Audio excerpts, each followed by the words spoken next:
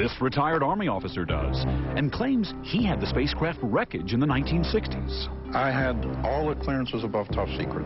And you believe in flying saucers? And wait till you hear what he says our visitors brought along. So all this technology came from aliens? Could the government have kept an incredible secret for 5 decades? John Hockenberry on claims of close encounters and cover-ups. From our studios in New York, here again is Stone Phillips. It's known as the Roswell incident, the legend born 50 years ago when someone stumbled across some debris in the New Mexico desert. Today, the Air Force released a new report on Roswell, its second, saying that wreckage, which some believe was an alien spaceship, was really just debris from a damaged observation balloon. And the aliens people reported seeing, dummies from a balloon test. Tonight, the Roswell incident revisited, including a new link in the legend, the claim that some of this century's greatest inventions came not from the recesses of our brains, but from the remains of that alleged alien spaceship. John Hockenberry on sightings and secrets.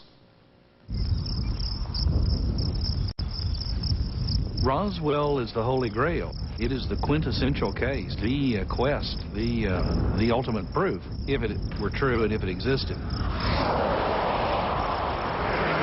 Roswell, this small city southeastern New Mexico on the planet Earth in our very own solar system has become to the UFO believers the place where we discovered we're truly not alone. Consider, if you will, the Roswell Files. A tale that begins, appropriately enough, on a dark and stormy night, 4th of July weekend, 1947. In the preceding month, the nation was in the midst of a series of UFO sightings. Across the country, inexplicable objects were reported racing across the skies. But this stormy night in the desert would be different because of what many believe fell to earth. What is known for sure is that in the aftermath of that ferocious storm, rancher Max Brazel found something out on his range. He alerted the Army Air Force Base at Roswell, and a legend was born. But first, it was a news story. An official press release startled the nation. Army Air Force captures flying saucer, read headlines around the world. The next day, the Army retracted it all, held a press conference to show the alien wreckage. The cosmic debris, they said, was only the remains of a crashed weather balloon. For decades, that was the government line. Hey, UFOs, people have a right to know. Then there is the other version of what happened that night. You probably saw it last summer in the movie Independence Day. In the 1950s or whatever, you had that spaceship. Was that Roswell, New Mexico, yeah. No, you had the spaceship, and you had the bodies. They were all locked up in a bunker. The UFO believers tell a story that goes something like this. Not only did an alien spaceship crash into this arroyo here in the desert, but the bodies of several, no one can agree on how many, extraterrestrials were pulled from the wreckage, driven across the desert to this Hangar 84, then loaded onto planes and flown east for secret autopsies. The bodies and the wreckage remain hidden, the deepest government secret in history. Today, anyone who knows anything about aliens knows that 20 miles east of Roswell, on Hub Corn's land, is the one true crash site. There was supposedly five bodies. Thousands of people have toured it for $15 a head. Maybe it's just that people always like to slow down when they pass a crash scene. But here at this alleged UFO crash site, there's really not that much to see. Just this rocky patch of Hub Corn's sheep ranch. But on July 4th, when millions of Americans will be laying out on some beach, tens of thousands of people are expected to make a pilgrimage right here to the place where they believe UFOs stopped being science fiction and became, for all time, historical fact. Among the believers is this man, Philip Corso, a highly decorated Army lieutenant colonel who until his retirement was a senior staff officer at the Pentagon. For 21 years, privy to this nation's most sensitive secret. He has come forward now to say aliens crashed at Roswell. In his book, The Day After Roswell, he claims, in fact, that alien technology changed all our lives. Corso's story begins just days after the alleged crash. July 1947, then Major Corso was stationed at Fort Riley, Kansas. He saw, he says, an extraordinary shipment headed for Washington from Roswell, which he described for us when we visited the Roswell UFO Museum and Research Center. They were not caskets, but they were boxes, let's say they were about 6 feet long, about 3 or 4 feet wide, and they were covered with tarps.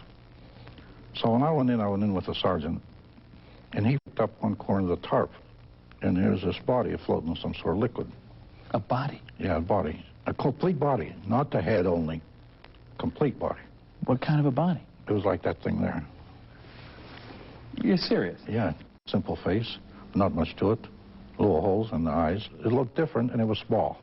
It was dead? Dead. It was flowing some sort of liquid. Where did they go? I don't know.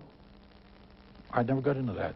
Corso says he never mentioned his close encounter with alien bodies when he was on General MacArthur's staff in the Korean War, or when he was military advisor to President Eisenhower, or even when he was a commander of a nuclear missile battalion in Germany during the Cold War. You commanded nuclear warheads? I had atomic warheads.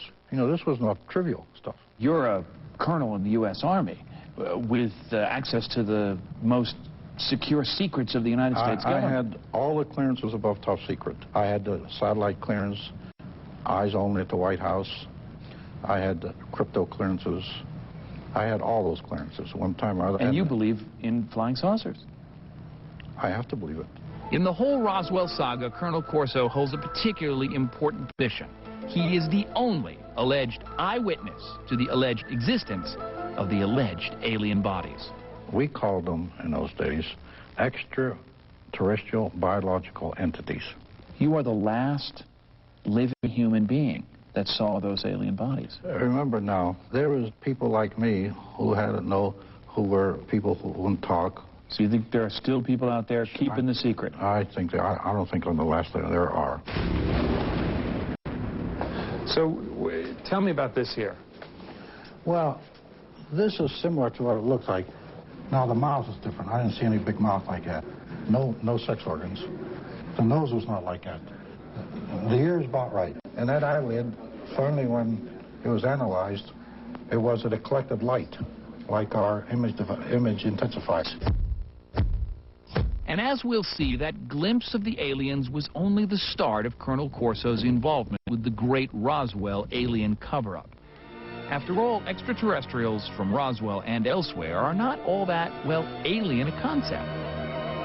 In fact, a Dateline poll revealed 50% of adults surveyed said they believe the U.S. government has concealed information when it comes to aliens and UFOs. And some witnesses reported the UFOs were shaped like hamburgers, even Big Macs. What's behind all the recent reports of weird happenings in the skies over Phoenix recently? For the last 50 years, the American public has conducted its own search for intelligent life in the universe. And these days, on the scores of websites and chat rooms that examine every aspect of the UFO phenomenon, you can find Colonel Corso's blockbuster story. And wait till they hear the rest of his story.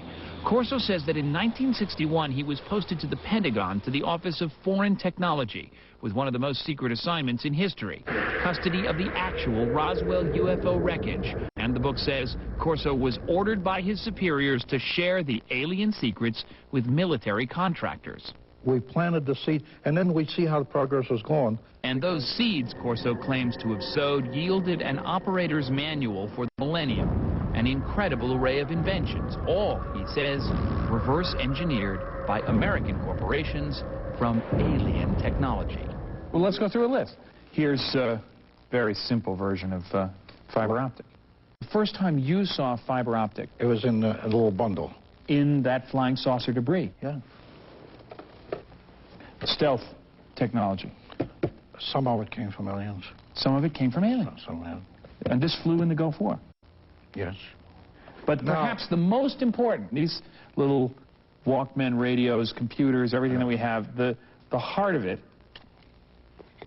is one of these. As far as I'm concerned, the most important thing that we did was integrated circuit. You saw it the first time? Size of a quarter, black.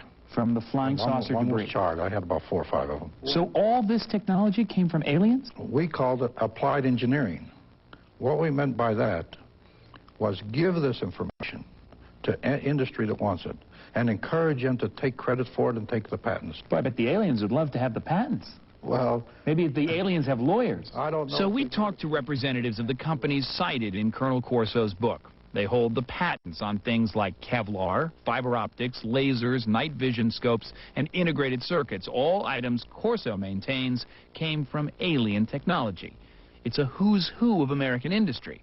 But Monsanto, DuPont, Hughes Aircraft, Bell Labs, and Dow Chemical all said they had never heard of Colonel Corso or the Roswell wreckage. Dow Chemical did expand its statement to say, quote, although we're not entirely certain, we strongly suspect that all of the men and women Dow scientists responsible for our inventions over the years hail from the planet Earth. And Bell Labs claimed that its technology, too, is, quote, grounded in the creativity and hard work of very talented Earthlings. Corso says the companies weren't supposed to know where their inventions came from. They were purposely misled. It was all part of the plan. Roswell is not only a series of hoaxes, but it's rumor-mongering, legend-making, raconteuring, everything you can imagine. Joe Nickel edits The Skeptical Inquirer, a publication dedicated to investigating claims of the paranormal. So what is the likelihood that in some file in Washington that there was a little bag of artifacts from a crash site that ended up seeding all of these technological changes, as Colonel Corso claims? I believe the odds are between 0 and none. That high? What crashed at Roswell? What crashed at Roswell was a secret government spy balloon called Project Mogul. It took 6 pounds of paper for the Air Force to say the same thing in this 1994 investigation. The Roswell UFO was a balloon. Colonel Richard Weaver, now retired, wrote the Air Force report. He feels for the Roswell faithful. No, I think regardless of what the Air Force says itself or what anybody says that contradicts their beliefs in that, that they're not going to be happy, because some of these people have turned this into their life's calling. I got bad news for them. They're going to go down with a pretty boring life because there's nothing there. Period of time. The findings were reiterated once again today in the latest Air Force report. There were about 2,500 balloons launched during this 30-year period. But no government report will deter the Roswell faithful, who are sure the truth is indeed out there. They have made Roswell, population 50,000, into a boomtown, home to not one but 2 UFO museums, more alien merchandising than any place in the galaxy, attracting thousands of little green men, mostly dead presidents, Lincoln, Jackson, and Grant. As for proud old soldier Philip Corso, he says there's even more to tell. It's not in his book, but you heard it here first. Oh, this is the site here. I saw something like this some other place. Really? Where? It was fading. Time machine. I'll tell you about that later. You'll tell me about the time machine later? Okay. I mean, how long do we have on the air today? More than 100,000 people are expected in Roswell this summer for their own close encounters on this, the 50th anniversary. If you'd like more information about the topic, visit our website at